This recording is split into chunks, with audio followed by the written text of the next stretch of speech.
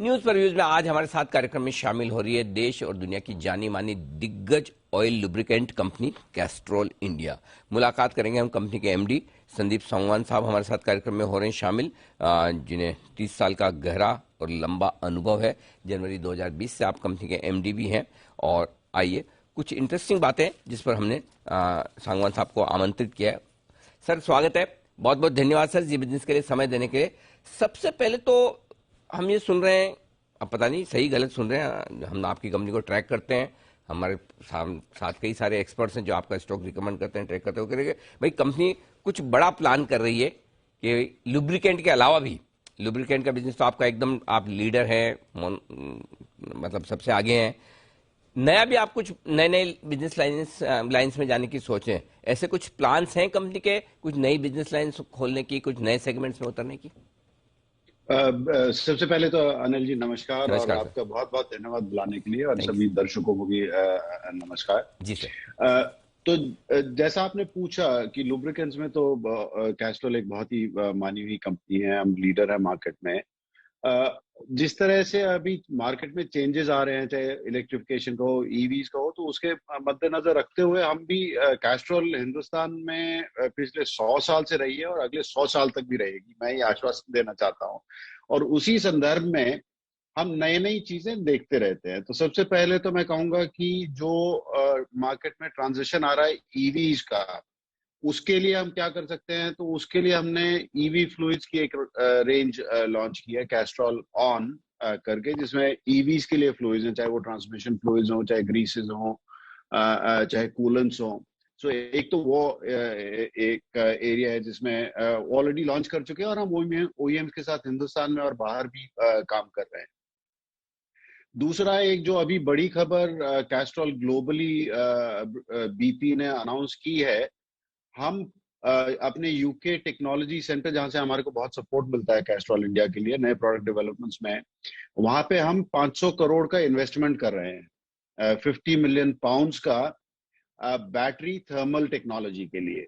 कि ईवीज में जो एक बड़ी तकनीकी चैलेंज आ रहा है वो थर्मल मैनेजमेंट ऑफ बैटरीज है।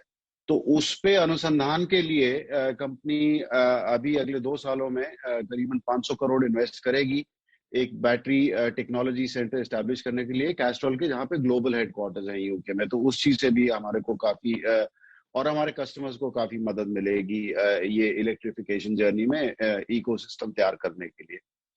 तीसरा मैं कहूंगा कि कैस्ट्रॉल अभी तक सिर्फ लुब्रिकेंट बेचते थे रिटेल मार्केट में, तो हम धीरे धीरे एक प्रोडक्ट एंड सर्विसेज कंपनी की तरफ बढ़ रहे हैं। और उसके संदर्भ में मैं आपको कुछ प्रूफ पॉइंट देना चाहूंगा कि आज की तारीख में हमने पिछले साल से चालू करके करीबन 170 Castrol auto service centre establish किए हैं करीबन 90 शहरों में हिंदुस्तान में। यहाँ पर हम जो इंडिपेंडेंट आफ्टर मार्केट वर्कशॉप्स हैं उनको सपोर्ट देते हैं, ट्रेनिंग देते हैं, सर्टिफिकेशन का सपोर्ट देते हैं। हमारी कंपनी की ओन्ड एसेट्स नहीं है, बट हम अपने कस्टमर्स को सपोर्ट करते हैं। और हमने उसमें इलेक्ट्रिफिकेशन, ईवी व्हीकल्स को किस तरह से मेंटेनेंस की जरूरत होती है, क्या होता है, उसकी भी ट्रेनिंग देनी चालू कर दी है।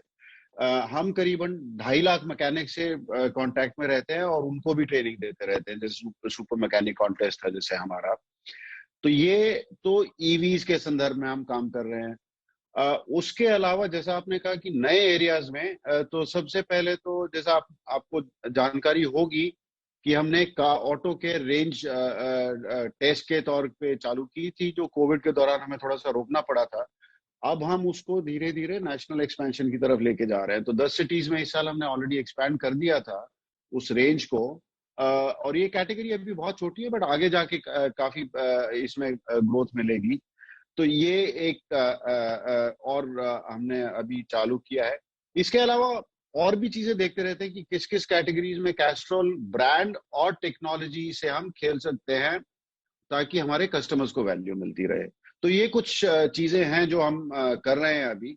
और स्टार्टअप इकोसिस्टम हिंदुस्तान में काफी वाइब्रेंट है, आपको भी जानकारी है, बहुत से स्टार्टअप्स हैं, यूनिकॉर्न की लोग बात करते हैं। जी जी। तो हम उनसे भी जुड़े रहते हैं कि उनकी किस तरह से मदद कर सकते हैं, चाहे वो टेक्नोलॉजी के हिसाब से हो या जो कैस्ट्रॉल की स्ट्रेंथ है डिस्ट्रीब्यूशन और स्केल की स्ट्रेंथ है, हम उसमें स्टार्टअप्स को कैसे सपोर्ट कर सके जो हमारे इंटरेस्टेड एरियाज में काम कर रहे हैं। परफेक्ट।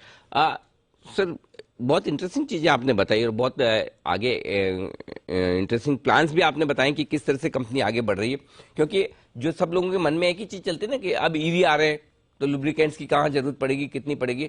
तो दो चीजें मुझे बताइए, एक तो कि लुब्रिकेंट्स की वाकई में ईवी आने के बाद ईवी में बिल्कुल जरूरत ही नहीं होती है, कम हो जाएगी, एक। दूसरा ये कि क्या आपके पास ईवी आने के बाद भी कुछ उनसे रिलेटेड बिजनेस रहेगा जो आप जो नए प्लान्स बना रहे हैं उसी को ध्यान में रख के कर रहे हैं?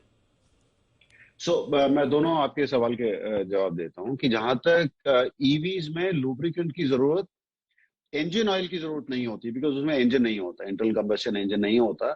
बट जो बाकी फ्लूइड्स हैं, चाहे वो ट्रांसमिशन हो, चाहे वो कूलेंट्स हो, चाहे वो ग्रीसेस हो, उनकी जरूरत रहती है। तो अगर मैं कंपेयर करता हूँ तो थोड़ा कम उसमें यूसेज रहेगा। बट ये अभी डिपेंड करता है कि बैटरी टेक्नोलॉजी भी किस तरह से इम्प्रूव करेगी। बिकॉज काफी ओईएम्स अभी इमर्शन बैटरीज की बात कर रहे हैं थर्मल मैनेजमेंट के हिसाब से, तो उसमें अलग तरह के कूलेंट चाहिए। नॉर्मल कूलेंट शायद नहीं काम कर पाएंगे बिकॉज उसमें इलेक्ट्रिसिटी करंट का इन्वॉल्वमेंट रहता है। तो इंजन ऑयल की जरूरत नहीं होगी। दूसरा, मैं आश्वासन देना चाहूंगा कि हिंदुस्तान में जो अभी गाड़ियों की पेनिट्रेशन और ओनरशिप है, आप कार्स को ले लीजिए, तो वो बहुत कम है। ठीक है, और सारी वो डिमांड ईवी से पूरी नहीं हो सकती। तो हमारा जो अनुमान है, जो हमारे प्रोजेक्शन हैं, करीबन 2040 तक लुब्रिकेंट्स एज अ कैटेगरी बढ़ती रहेगी।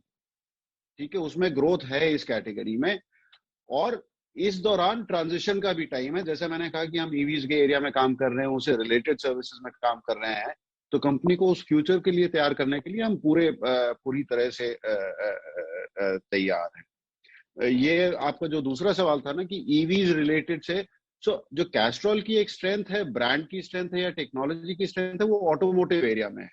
तो उस एरिया में जिस भी तरह से हम जहां भी हमारे कस्टमर्स को वैल्यू दे सकते हैं, हम उसको एक्सप्लोर करते रहेंगे। अगले कुछ एरियाज हमने ऑलरेडी चालू कर दिए हैं, और कुछ एरियाज अभी अगले 2-3 साल में, और हम जहाँ पे टेस्टिंग वगैरह या पायलट्स वगैरह चल रहे हैं, उनको धीरे धीरे स्केल अप करते रहेंगे।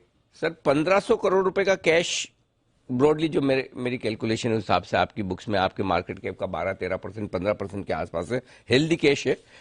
एक तो आपने बताया कि नए स्टार्टअप्स वगैरह आप देख रहे हैं जहां पर आप उनको मेंटरिंग कर पाएं, थोड़ा इन्वेस्टमेंट कर पाएं। उसके अलावा कोई और प्लान, डिविडेंड, एक्विजिशंस, बायबैक? सबसे पहले तो मैं कहूंगा कि अपने शेयर होल्डर्स को रिवॉर्ड करने के लिए इस क्वार्टर में, जो इस साल में हम इंटरिम डिविडेंड देते हैं, उसमें हमने 20% की बढ़ोतरी की। कि पिछले साल हमारा इंटरिम डिविडेंड ₹2.5 पर शेयर था, तो इस क्वार्टर में, सेकंड क्वार्टर के रिजल्ट्स के मद्देनजर हमने वो इंटरिम डिविडेंड बढ़ा के ₹3 कर दिया, ताकि हमारे शेयर होल्डर्स को काफी कोई अच्छा रिटर्न मिले, पहली बात। दूसरी बात, हम करीबन खर्चा करते हैं कैपेक्स में 120-130 करोड़ हर साल। और धीरे धीरे, अब जैसे मैं ये सर्विस एंड मेंटेनेंस की बात कर रहा हूँ, इकोसिस्टम तैयार कर रहे हैं, तो हम उसमें और ज्यादा इन्वेस्टमेंट करेंगे अभी आने वाले सालों में। तो करीबन वो 120 से बढ़ के हम 150 करोड़, 200 करोड़, और उसके अलावा कोई इनऑर्गेनिक अच्छी अपॉर्चुनिटी आती है तो डेफिनेटली हम देखते रहते हैं कि जहाँ पे इन्वेस्ट कर सकें। तो उस हिसाब से it's a healthy cash balance. We believe in कि अपने शेयर होल्डर्स को रिवॉर्ड कर सकें, जैसा कि मैंने बताया, इंटरिम डिविडेंड हमने बढ़ाया, और दूसरा, अपॉर्चुनिटी क्या है मार्केट में जिसके पीछे हम इन्वेस्ट कर सकें। परफेक्ट, बहुत ही बढ़िया। और सर, आपके ये जो एग्रेसिव प्लान्स हैं, एक्सपांशन प्लान समझ लें या फिर नए फील्ड में जो उतरने की योजना है, ये बाजार को बेहद पसंद आती दिख रही है। और पिछले कुछ मिनटों में आपकी बात सुनकर बाजार का रिएक्शन बहुत जबरदस्त आता दिख रहा है, स्टॉक डे हाई पर तेजी से पहुंचता हुआ दिख रहा है। बहुत बहुत धन्यवाद सर, हमें समय देने के लिए और अपनी कंपनी की आगे की योजनाओं पर विस्तार से हमारे दर्शकों को बताने के लिए।